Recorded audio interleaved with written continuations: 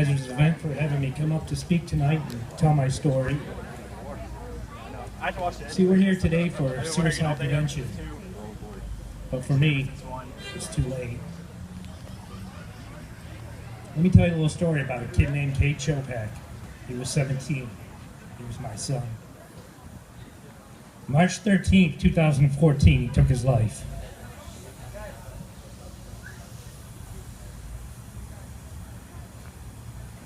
Four and a half months ago, when I came home that day,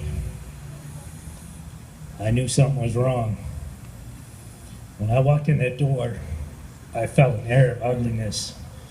Smacked me in the face, choked me, and I hope it's something none of you ever have to feel.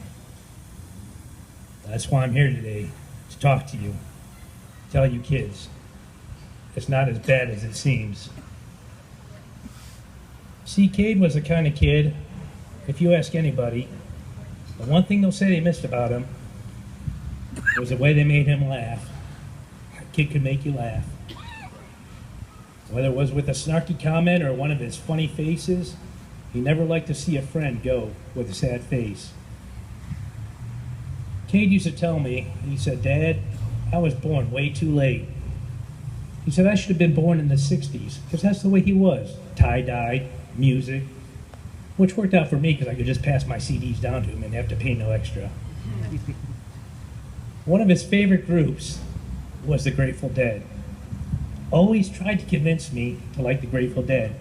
I'm not a Grateful Dead fan.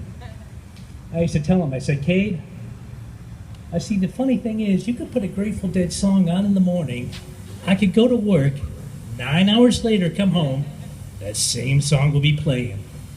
And he looked at me and go, "Yeah, isn't that awesome?" There's a lot of things about Cade I'll miss, mainly his smile.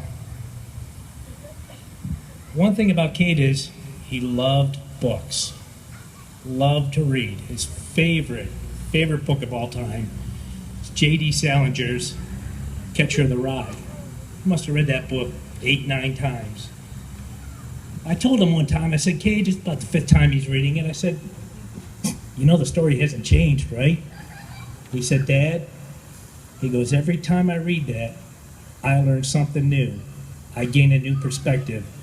So for me, that story is new." I walked away and I said, "Dang, he schooled me." I think there's a lesson in that for all of us.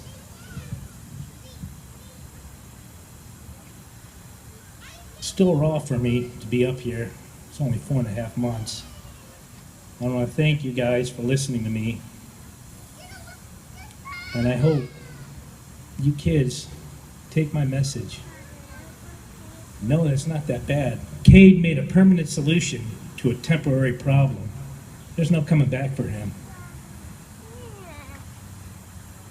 A couple years ago, I ran into this quote, and I really took it to heart. And it ended up being prophetic, because 1 month before Cade passed, I had it tattooed on me. The quote goes back to the 1800s, and it says, "The bitterest of tears shed over graves are for words left unsaid and deeds left undone." Again, the bitterest of tears left on graves are for words left unsaid and deeds left undone. So do me a favor, do Cade a favor.